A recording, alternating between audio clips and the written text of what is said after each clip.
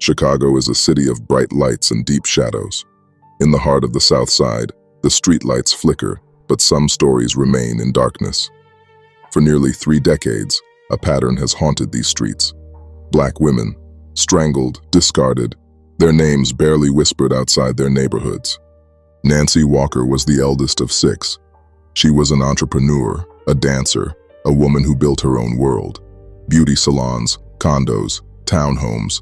She was careful, detail-oriented, the kind of person who didn't trust strangers. But on a cold day in January 2003, a black van pulled up outside her salon. 2 men waited inside. Nancie stepped out, opened the door, and vanished into the city's silence. Her sister Myrna called and called. No answer. The next day, Nancie's condo was untouched, her phone still on the table. Myrna knew something was wrong. She went to the police, but the urgency faded when they heard the word Englewood. Stereotypes replaced concern. Everybody is a criminal. Everybody totes guns. The family felt invisible. 63 days later, workers found 3 garbage bags along the Bishop Fort Expressway. In one, a head. In another, arms. In the third, legs. The torso was never found. Nancie had been beaten, strangled, and dismembered. The city moved on. The case went cold. But Nancie was not alone.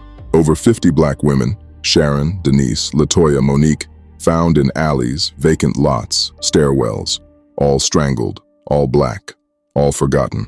The pattern grew, but the city didn't see it. The police said there was no evidence of a serial killer, just bad luck, bad choices, bad neighborhoods.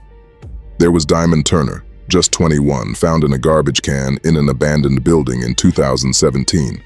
Her mother, LaTanya, remembers the last time she saw her daughter, her laughter, her dreams of becoming a nurse. The police called it a tragedy, but the case faded from the news within days. There was Rio Renee Coleman, 32, found in a vacant lot in 2008. Her family described her as a loving mother, a woman who worked 2 jobs to support her children. Her killer was never found. Her children grew up with questions and no answers. And there was the case of the unknown Jane Doe, found in 2014, her body left in a dumpster behind a shuttered grocery store. No one came forward to claim her. She was buried in a city grave, her name still unknown. The families gathered in church basements, piecing together what the police would not. They saw the pattern. They warned their daughters, their sisters, their friends. Don't walk alone. Don't trust the night. But the stories faded, one by one. In the neighborhoods, fear grew. Women walked faster, eyes scanning every shadow. The danger was real, but the warning was quiet. A whisper, a look, a story passed from one woman to another. Community activists began to organize, holding vigils, marches, and meetings. They demanded answers, but the city's response was slow. Azia Roberts was just 13 when she organized the first We Walk for Her march. She was angry that black women and girls were going missing, being harmed, abducted, even murdered, and nothing was being said or done about it. She went to her grandmother, to the Kenwood Oakland Community Organization, and told them, "We should do a march." The marchers walked for the dead, for those whose innocent blood still cries from premature graves, for the missing, the murdered, the unforgotten. Their voices rose for closure, for justice, for answers, for an end to the slaying of black women and girls, their bodies discarded like yesterday's trash. But this story is not new. Chicago has a long history of violence against black women, stretching back to the days of redlining and segregation. In the 1960s and 70s, black communities were systematically denied resources, jobs, and safety. The city's power brokers built highways through neighborhoods, dividing families and erasing histories. The police were often seen as occupiers, not protectors. Trust was scarce, and justice even scarcer.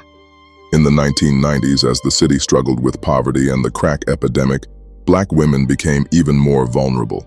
Many of the victims were mothers, daughters, sisters, women who worked hard, who loved deeply, who deserved to be remembered. But their stories rarely made the news. The city's heart beat on, indifferent. In 2018, after years of silence, the city formed a task force. 51 women, maybe more. The police said they were working on it. The families waited. The candles burned lower. The alleys stayed dark. Some say a serial killer is out there. Others say the system itself is the killer. Slow, blind, indifferent. The truth is tangled in alleys and empty lots, in files gathering dust, in voices that refuse to be silenced. Myrna Walker still keeps her sister's memory alive. A photo on the dresser, a candle in the window. She sits by the glass some nights, watching the streetlights flicker, waiting for a sign, a knock, a voice in the darkness. This is Chicago's secret. This is what the others don't see. Until next time, hopefully I'll see you there.